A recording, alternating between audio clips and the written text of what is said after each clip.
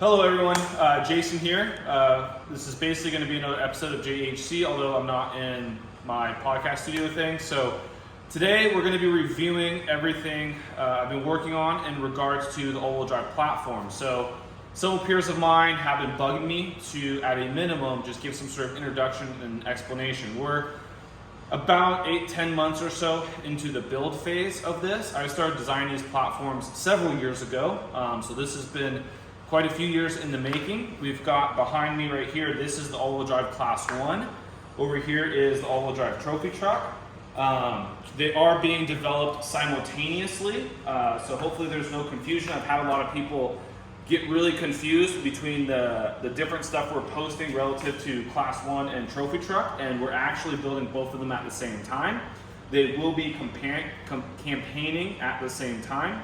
And there's a lot of similarities and obviously a lot of differences, and I'm about to go through that. So, first off, this race shop and everything you see here, both of these vehicles, and this is one of 3 cars to be clear. I have 2 more of these in our storage shop, so to speak. They're all identical, and so currently we're building 3 of these and 1 of the truck right now. My goal is to turnkey 1 car in the truck first, then we'll jump back on the other 2. These 2 you see here in the shop will most likely stay here in the US. The other 2 buggies are most likely going to end up in Australia. Although there has been talk about taking him to Fink at some point as well next year. So all of this is for the Towers family currently. So all 3 Class 1s and the trophy truck are all owned by the Towers family. So that is who is contracting me to build all of this, so to speak. And they're the ones that initiate all of this from the start. They have been racing for 20 so years, primarily Australia, although they have dabbled here in the States quite a bit. So that name might sound familiar. They have owned vehicles from several other builders over the years. And now we have, in essence, brought everything in-house. And like I said, years ago, we started designing these. And the sister race shop to what we're doing here in the States is in Australia, and down there they're currently building the rear-wheel drive platforms that are the sister platforms to this Class 1. So this is the all-wheel drive version of 2 different rear-wheel drive platforms that they're currently building down in Australia, and the decision was made to build all of the all-wheel drive stuff up here in the States. And so the Towers family is simultaneously developing new rear-wheel drive platforms down in Australia that will both be campaigning here in the States and Australia, while I am spearheading all of the all-wheel drive platforms up here in Lake Elsinore, California, and that includes this car and the truck. Now, a little background on this specific shop and why we ended up here. We are very close to Mason. In fact, the back wall of this shop is basically the side wall of Mason. And that was completely by accident. This shop is basically falls under my wife's family's race team.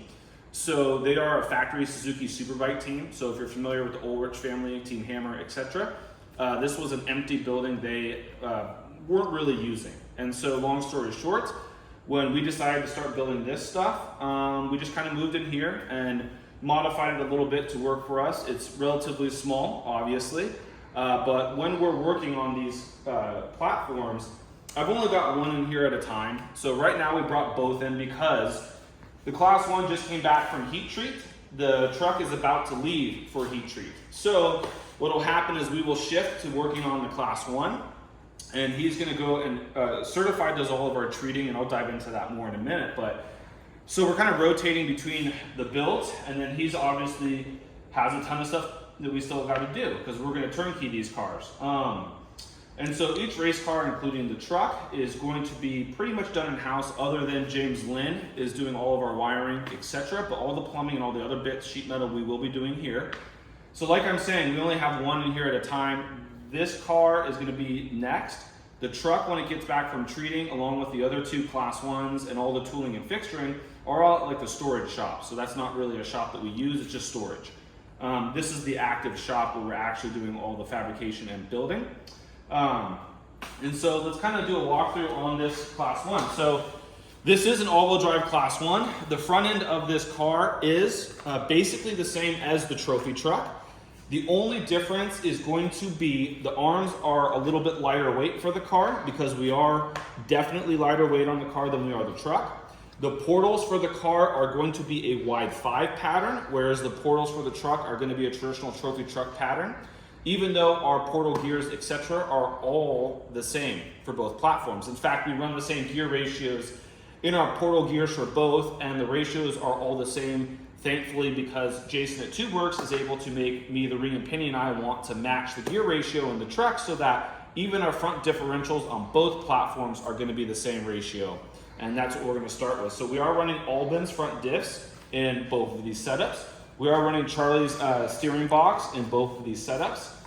And from there, we've also got, well, one difference is we do have different cooling packages. For the car, we are going to be running CBR. For the truck, we are going to be running PWR. Now, the shock package on both is a King shock package. In fact, they're borderline identical. The car does run a quote-unquote trophy truck shock package, so it's 3.0 coilovers and 4.5 bypasses all the way around on the car. Now you have to keep in mind, this car is the same footprint as the truck. It's the same wheelbase and track width. It's the same front end in essence. And so we're running 40s on both. The truck may run 42s, I'll get to that in a minute. So the shocks on the car are 14-inch stroke front, so it's standard trophy truck package with a 3.045. And then the rear shock package is a 16 and an 18, 3.0 4.5.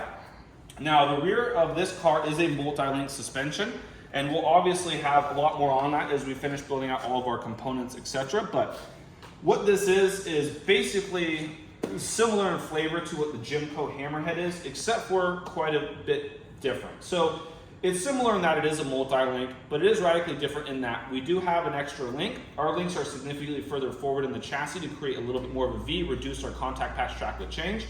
And we do run a rear upright. So our geometry is significantly different than a Jimco, but by root definition of a quote-unquote multi-link versus a traditional car trailing arm, we are in a similar format in that we do not run a traditional trailing arm for a Class 1. So this car is quite unique in that it is both a portal all-wheel drive and a multi-link with an upright for the rear and trophy truck shock package. We are running 40s on this car, so spare tire goes right in here.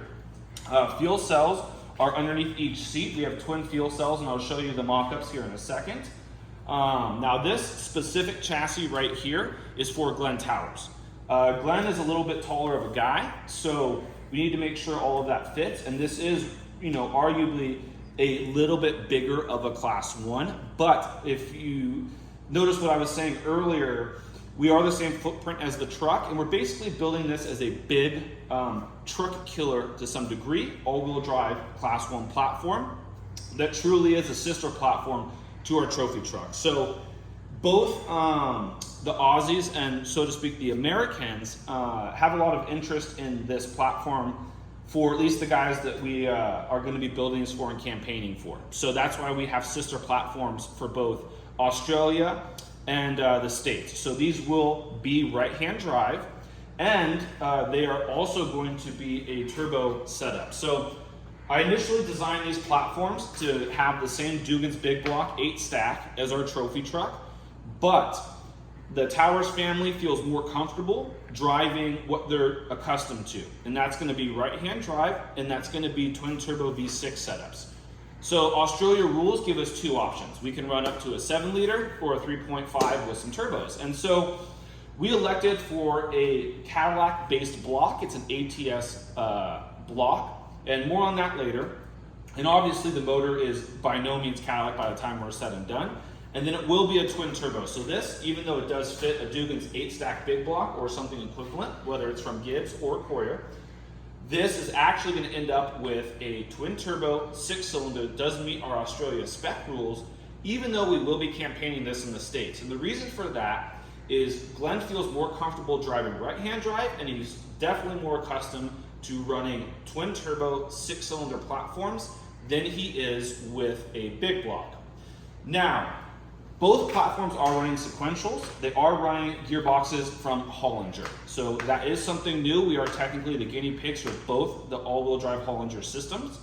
And I'll get to the truck in a little bit on that. But this one is an X12 all-wheel drive rear Hollinger gearbox.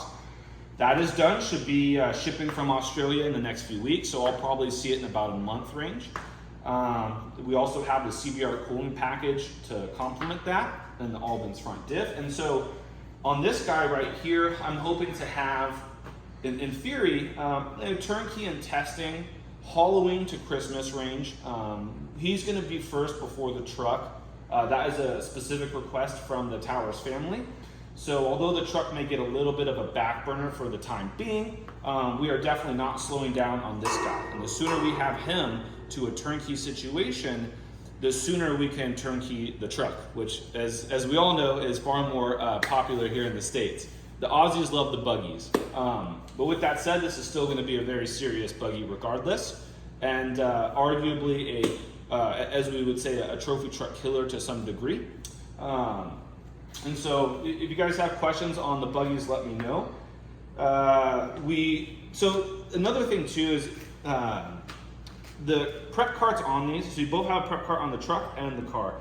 So these are designed so that we can fully prep these vehicles without taking them off the cart. So the entire suspension can fully droop out with rotors on and everything and still have a few inches of clearance on the ground. And that way my guys have something very safe and steady and easy to roll around the shop that they can prep on, as opposed to jack stands, etc. So, and these are built heavy duty enough to where I can put the entire drivetrain in here, fire it up, run it through some heat cycles, and then once he's ready to head out the door, we take the gantry crane, we pull it off the cart, wheels and tires on, and obviously the bottom skid plate, and then we'll be done. So the prep carts themselves are also a little bit unique in that they're designed to complement my guys as they're prepping these down the road, because it's, we're going to be there hopefully relatively quickly, where we will be campaigning these through parts of 2024, and then 2025 should be the first full season on both of these platforms. Now, let's see, King Shock package, went through that, Hollinger. The car, there's a lot of other cool stuff, but I think we'll wait on that because there's just too much to talk about. And once we get some more into this guy, then we are going to do Brown and Miller for all of our plumbing. We're going to be doing that house. But again, I'll go through that as we move forward. But let's look back here. We've got trophy truck mock-up cell right here, and we have the Class 1 mock-up cell right here. Now, this is a very funky design. So just take note of this. I'll explain that when we get to the truck and to the back of the truck. Now, the Class 1, we have sister cells, driver and co-driver side. These do sit under the seats. So between the two of these, we should be in that high 80s, low 90 range as far as capacity or usable capacity in our car. For both platforms, we have high offset Innovate wheels. So we do have Innovate, Jason, making us, in essence, new high offset wheels. This right here is the Class 1. The trophy truck is a trophy truck pattern, but they are basically look the same, other than obviously our wheel pattern is different. The other thing to note is that on the trophy truck, we are going to be running 18s, and there's a reason for that, and I'll get to that in a minute. 40 BFGs. So this is what we're running on the car. Most likely we're going to start the truck on this as well. And we'll see. The truck may end up on 42s. We've got some decision making to do and some figuring out in that, but I have a little bit of time until we do a final decision. We are running Howe jacking system on the all-wheel drive platforms. I chose these for a few reasons. One, the stroke length is plenty big enough, and two, they're not near as tall as the AGM, so that does lower our center of gravity. I know it's not an insane amount, but again, every 20, 30, 40 pounds definitely helps. And moving that down in the chassis is something I really prefer. Here's swoop over Robert real quick. Now on the other bits, we are running true 6-point seats. This is very rare in off-road, unfortunately, but it is becoming more popular. So this is the new stuff from Next Gen. This is called their Air Max. It does have, like an air conditioning stuff in the back, but that's only one of the things that I really like. I'm a big fan of safety, so we do have the air conditioning ports. But what's real important is I called this a 6-point seat, and this is something I wish more teams would operate with. So you've got your 4 mounting points in the bottom. That is standard. But what's really cool is I have 2 more mounting points up here in the shoulder. And so what that does is that allows me to mount this seat properly, like other forms of motorsports. It eliminates the ability for the lower back section of the seat to flex and let you basically ragdoll in the chassis. So, no moss on that. Again, big stickler on safety, so I will never run a seat slider as one of the worst things you can do. And 6-point seats, hopefully this will become a standard in off-road. And the reason we're doing that is because, like I'm saying, I do not want this part of your torso to ragdoll, so to speak, in the chassis. And more on that once we get to mounting. The other cool thing with that is we will be doing, and I'll get to on the truck too, we have drivers that are gonna be campaigning the truck for us, 2 professional drivers here in the States. You guys do know their names, but I'm not gonna disclose that till 2024. And they are different heights. So we are gonna have an issue with that, but our entire pedal assembly, throttle assembly moves in the chassis, and same with the steering column. And we'll get more on that. And the reason for that is I do not want that seat to move. Seats are hard mounted, 6-point mounted, as safe as we can get. No bullshit seat sliders or any of that unsafe crap. Moving forward, let's go to, King shock package. So both platforms are running borderline identical shock packages from King. We will be utilizing the guys down at SDG. Fortunately, I've been talking with Duncan since I have been designing these, so we've got a good game plan going once these bad boys are ready, and SDG will be doing their magic to get these where I want them to be. The packages or the chassis themselves can fit Fox, so either or. The Towers family has been running King on several of the rear-wheel drive platforms they're currently building and currently have had in Australia. So we stuck with King for all of this. And again, Fox will work too, but we're basically going to be relying on SDG. They're the ones who are going to make this thing come alive. So with that said, some of the bits that we've had to deal with along the way are things like this. We had to make our own tool for the coilovers. Unfortunately, King's tool, it's not very rad. So there's one thing that we've just did just because we can, and we will be selling stuff like this simply because you got to have a proper tool for these proper shocks. More caveats. So here's some bits of the front suspension. And so these are heat treated. So this just came back from treating not that long ago. And same with the Class 1. That's why the Class 1 looks this way compared to the truck right now. It's a little browned out, etc. because I have the chassis treated. And let me elaborate on that. So these arms are treated as well. I use the term treating as a general term, just like Kleenex, etc. Even though my call out for this arm treating is different than this chassis treating, is different than the rear end pieces, is different than the links, different than uprights. All of those get treated in different call outs. So even though they all fall under the blanket term of treating, the chassis itself would be more of a stress relief, whereas these would be a specific call out that's a significantly deeper treat, so to speak. The uprights, the housing pieces, some of the other stuff are even deeper treating. So these are back from treating. Everything's obviously all 4130. We also use specialty fillers and rods. We do not use any 70 series in anything. So the chassis themselves do not get sandblasted post-treating, and that is why it kind of has this brown to it. Now the reason I chose not to sandblast post-treating is because we have pressure relief holes in pretty much every tube, and I do not want sand collecting in the chassis. So I'm okay with, we're gonna weld these up here. Robert will be doing that pretty much Monday. Then, once we get further along on this guy, he will eventually be sandblasted once all that's sealed up, and then we'll be coated with steel lid. So the truck does look all shiny and new, but rest assured, it's gonna return after treating just like this. And Certified does all of our treating up in LA. If you've done any treating, they do herp stuff, pretty much everything from David ID, etc. So what I'm doing is nothing new. This is all old processes. I am by no means the first person to do this. This is being done 20 years before me. So just again, utilizing some of the guys in the industry that really do know what they're doing. That's why I trust Certified with all the treating. These arms themselves will get a post machine, and all of the holes do get a post ream. So even though we run a 5/8 like RPI hardware on our shock bolts, these are actually undersized, and then we ream appropriately to the 5/8, so it's all cherry once it comes back from treating. Same with this. And the filler material on something like this, i.e. your welding rod, is actually different than the chassis themselves. The chassis run something that complements a stress relief treating, The arms themselves run something that complements a much further, deeper treat, so to speak. The filler material you run on these arms actually cannot be used on the chassis because the filler material we use on stuff like these arms has to go to a certain level of treating. Otherwise, you kind of screw yourself over. So, just to give you some insight on that. Both vehicles run the same component, style-wise and looks-wise, other than the truck, they're a little more robust. So the arms are a little heavier on the truck because we run a little bit thicker material.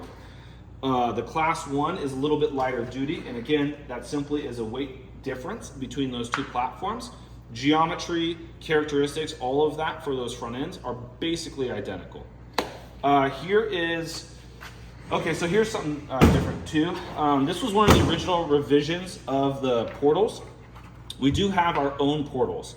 And when I say own portals, what I mean is it truly is our own. We have actually gone down the road of cutting our own gears and everything. So most of the portals that you're gonna see are these 4-gear portals. They're pretty much all an X-Trax based or an X-Track gear set. Some of the guys, I believe Mason may be cutting their own gears. I believe they started out with X-Track. So, like what Dave ID has is X-Track, Mason, the Jimco ones, which they bought from Dave, and same with Camberg. I'm pretty sure they bought those from Dave too.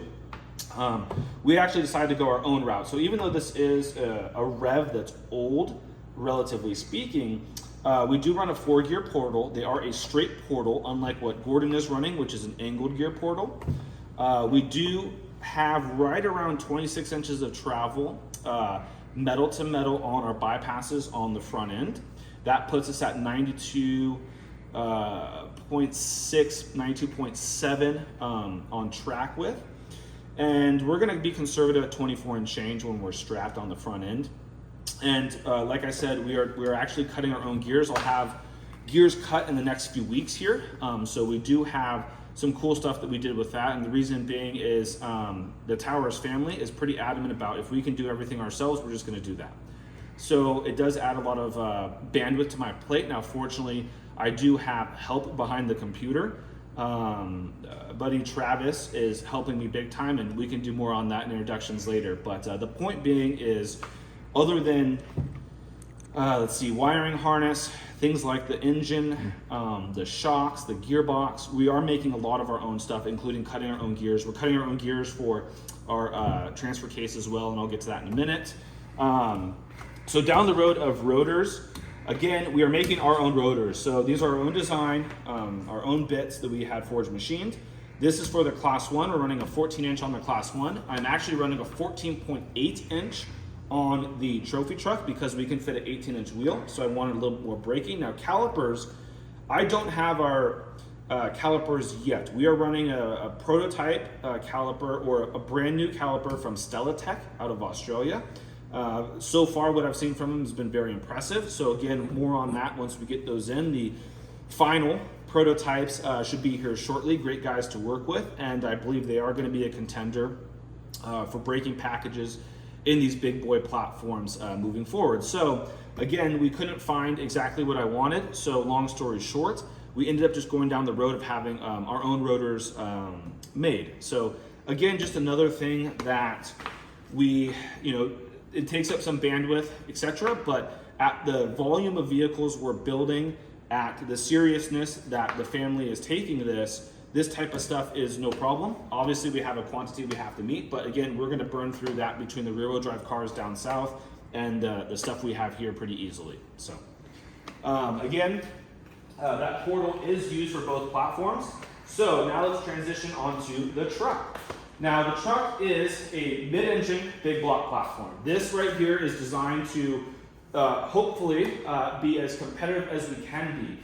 The goal for both of these was to come out of the gate with something that is respectfully competitive. Obviously, I can't make any claims. It's pretty much all just jerk off social media posting until we get these things in the dirt. So I make no claims whatsoever on anything other than we're doing the best we can. Thankfully, the Towers family is very adamant about doing things properly. So we do have a budget to do this correctly. And that is also why I decided to basically jump on board to manage this entire endeavor. Because we want to be competitive in both unlimited class endeavors, Class 1 and trophy truck. And so we have what I feel is great partnerships, not partnerships, but people that we've worked with. So we've got Ray building us a killer big block. I am very happy working with Ray. Now that doesn't mean that Corey couldn't do it or Gibbs the same. I just felt after discussing things with all three of them, Ray was our best bet. He's got an all-wheel drive dyno as well. He's not far from this facility. And you know, when I have questions that may sound dumb to a motor or engine builder, Ray takes the time to explain stuff to me. And overall, that was the decision we made. So our platforms are going to be running Dugan's packages, all the trucks, big pre-runners, etc. And so that will be combined with a brand new Hollinger gearbox that, again, is almost here. That'll be done in Australia soon. If you're not familiar with Hollinger, they're an Australian firm, but they do proper, very proper. Now, downside is they're more expensive than Albans, etc. But you know, I have a lot of confidence with them. Been working with their engineers for a few years now, and a good group of guys. And their machine quality, their fitment, their finish, everything is pretty dialed. So I'm really happy and confident that at a minimum we're going to have a really good go, even though we technically are guinea pigs for brand new Hollinger gearboxes. The transfer case in this truck is actually my design. That is being finalized right now. We are cutting all of our own gears for that as well. The front differential is the same Albans unit that is being run in the car. So we have 5 of those on order between the platforms that we have to build. And they are the same gear ratio, same bit. So that's one cool aspect, is that I do have the same front diff, same steering box, and same portal gears in both platforms. So that does make things a little bit easier on us, both prep and on my side of the table, for not adding to the bandwidth too much. This truck is, like I was saying, mid-engine. It is a traditional four-link, so to speak. So we do have links and stuff we're building. We are building our own housings. So we did opt, again, like I had hinted at before, the Towers family is pretty adamant that if we can just do everything in-house, let's just do that. We've got, fortunately, we have the budget and we have the motivation. And so we will be building our own housings. We've got that ball started. We are running to start with, we are going to be doing 2 works rear differential. So Jason has that almost ready for us as well. This truck does run a King shock package. So it is a 3.0, 4.5, same with the front. Again, SDG will be handling all the tuning on this. So Duncan's been a great guy to talk to. I mean, experience, especially with mid-engine all-wheel drives. There's a lot going into this program. As some of you know, anyone that's involved in this side of the industry or is the one writing checks for this type of stuff, you damn well know that this is a very expensive endeavor. And so when it comes to things like tuning, when it comes to things like final race prep, those things have to be as top tier as it can be. Otherwise, all the hard work we put in here can literally just be destroyed in minutes. So I trust SDG. I trust the drivers that we have that are going to help us get these tuned, etc. Because one of the other caveats to this as well is the Towers family, they're Australians. They live in Australia. So for obvious reasons, it's not as simple as I can just call Glenn up and be like, okay, we're testing Thursday, hop on a plane. It doesn't necessarily work like that, or at least it doesn't yet. It might eventually. So for the time being, we have 2 professional drivers that are going to help me tune these in. And then we have drivers that are actually going to be campaigning this while Glenn campaigns the buggy.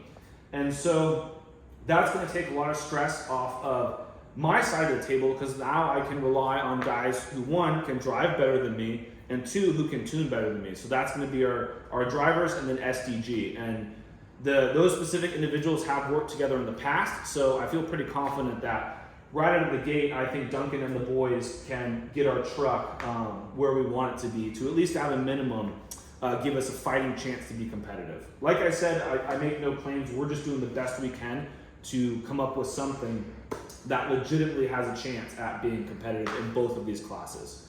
So, cooling package for this is PWR. I've been working closely with the engineers at PWR with multiple facets, not just the cooling, but also the body design to complement the cooling. I'm not too concerned about aerodynamics, so to speak, in the body. We really only need to see about 130 to 135 miles an hour, and I'm fine with that. That is more than competitive. My main concern, especially with these all-wheel drives, are going to be things like our torque converter temps, gearbox temps. And so the cooling package and the body are designed simultaneously with multiple engineers involved, guys that are well above my expertise in cooling, to complement each other. And that is something that we can showcase once we get more of that in. Because right now they're still building me the cooling package for the rear. We do have our front radiator in, but that is another avenue where we have spent a lot of time. The Towers family has spent a lot of money to get us something that we feel is going to be adequate to properly get us going with our drivetrain. So then back here, this is where it gets a little funky. So if you look closely, this whole section here is removable. So this pulls off the chassis and then the cell goes in. We have another removable section underneath the drivetrain, and I'll get to that in a minute, but let's cover the cell. So one of the things I was looking to do here was to create a situation of weight distribution optimization. And so I wanted a fuel cell that had a certain amount of gallons. We wanted a minimum of 120. We're probably going to be right around 130 range, said and done, usable. And I wanted to fit two 42-inch spares, and I also did not want the weight to end up too far rearward. And so to kind of optimize this, shape or those sort of parameters, we ended up with spares being at sort of at this angle right here, so they both sit right here. And then we ended up with this funky shape of the cell, which is what I showed you before. And so it wasn't that I wanted things to be radically different or whatever. Basically, we were shooting for an optimization with fuel capacity, and then I had a certain amount of weight I did not want too far rearward, and so that's what delineated where we were going to be with this, and that kind of forced this natural shape. Rear sway bar comes off right here, so that's why we've got that sort of flat plane coming through, and then it dives out appropriately to fill in underneath the spare tires, so our fuel capacity is what we want, and we exceeded what I initially wanted on that, so I'm real happy with that. And then prep-wise, like I'm saying, you just unbolt this back clip. Now this back clip is also fixtured independently on that table, which there's something to be said about that table too. So that table is, I bought that off David ID. That is a very famous service plate table that has had champions built on that table. So if you've been in the industry long enough, you'll know what that means and what that is. So at a minimum, we have to at least do our best to at least pay homage to that and have respect for the sport in a fashion that we got to take this at least somewhat seriously because the stuff that came off that table is legendary to say the least. So with that said, this rear chunk of the chassis, so to speak, was designed to be as prep friendly as possible without sacrificing safety and some other bits. And so this whole engine cradle slash, I guess you'd say skid plate assembly, that unbolts, and then the entire Dugans and the Hollinger actually can be installed into the chassis, bolted together, and they just go straight up into this platform. Now, obviously, we don't have the motor mounts or any of that stuff in yet, but that we'll get there. And so that's the concept there, whereas the transfer case is actually divorced from the gearbox, and that goes in that little cubby up front next to the differential.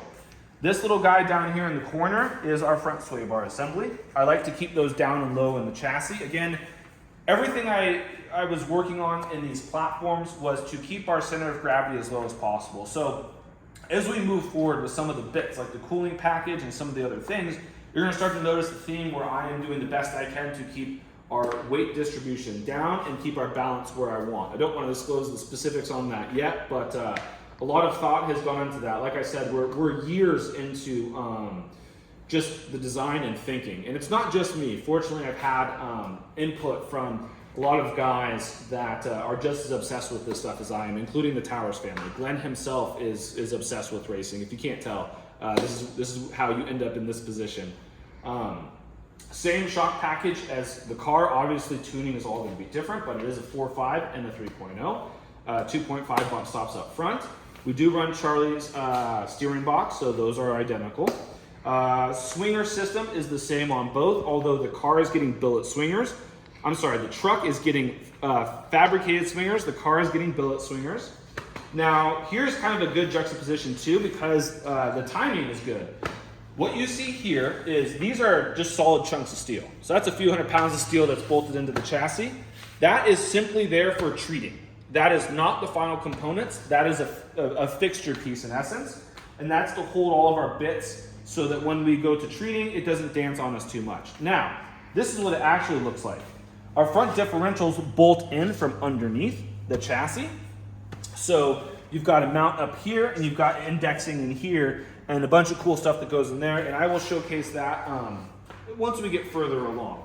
Now, the reason for that is I want to appropriately build spine structure into this entire chunk because I wanted these to be as robust as possible, and the all-wheel drives are kind of a complete pain in the dick because you have to deal with the differential. So unlike a rear-wheel drive platform, you kind of have to make some sacrifices in regards to chassis structure or rigidity in some of this stuff because of you're trying to fit a lot of things in this. And so, long story short, if you look closely, you kind of have this sort of spine that comes all the way through the chassis and then transfers load through our center console and up. And we don't have all the two working here yet. I still have to finalize our drivetrain. But the point being is that drove us to have differential stuff bolt in from underneath for the front. So that was one caveat that kind of was, we wanted certain things to be robust, etc. Now, obviously, this looks like an incredibly heavy truck. Well, the chassis is right around 1,000 pounds. There's a lot of 065 where I can do tension compression. All the proper stuff is proper. So we do have the proper 120 wall for the bits, proper 095 for the other bits. So the goal here was to build something as stout as we can. Now the buggy, we do run some smaller diameter stuff in the buggy. Now those are simply more for clearance issues, etc. And the buggies are just done a little bit differently. But the truck, I kept almost everything the same diameter, even though the wall thicknesses do vary from 120 wall down to 065, depending on the specific component. Let's see what else. We are running the same seats in both platforms, so they are the 6-point seats. So no slider adjustment or any of that crap. We are going to have adjustable pedal assemblies and more on that. I don't want to show that just yet. And we do have some cool stuff going on there. We already got driver fitment in both platforms, so that's good. Seat mounts are going in next. Cooling systems are going in next. Drivetrain is going to be going in shortly. Let's see what else on this guy that I want to talk about right now. Not much. I think we kind of covered all of that. And then on the car, let me think. I think we covered pretty much everything there too. Oh, one other thing. It's hard to see, and I don't really want to show it yet, but behind that wall, you can somewhat see them. Those are large format 3D printers. We will be 3D printing the bodies for both of these platforms. I don't know if that is the first in the industry. I believe it might be. But yeah, we are going to be 3D printing composite bodies for these. So more on that later. I still have to finish design of the bodies for both. I'd say we're like 85% of our body design done because we just finalized our cooling package with how I want my torque converter cooling on actually both platforms, even though that's CBR and this is PWR. We just got a lot of the final bits on our cooling packages done, I'd say about a month ago roughly. And then I still have probably 15%, 20% of design left in the bodies. And then those we're gonna start printing those. So that'll be another thing we'll showcase down the road is we will be 3D printing the bodies for both of these. Let's see. I think that's about it for today. If anyone has questions, let me know. Again, my name is Jason Hurd. This is what we would consider the Towers racing program or Towers Motorsport racing program. So thank you. And again, email me if you got questions. Jason at JEHCinc.com. That's Jason Elvis Hurd Consulting Inc.com. And then I also have DIY Off-Road if you want to check that stuff out. Instagram, I post a lot of the updates on these bits on the Instagram, so that is at JEH Consulting Inc. For the Instagram. As always, gentlemen, pitter patter.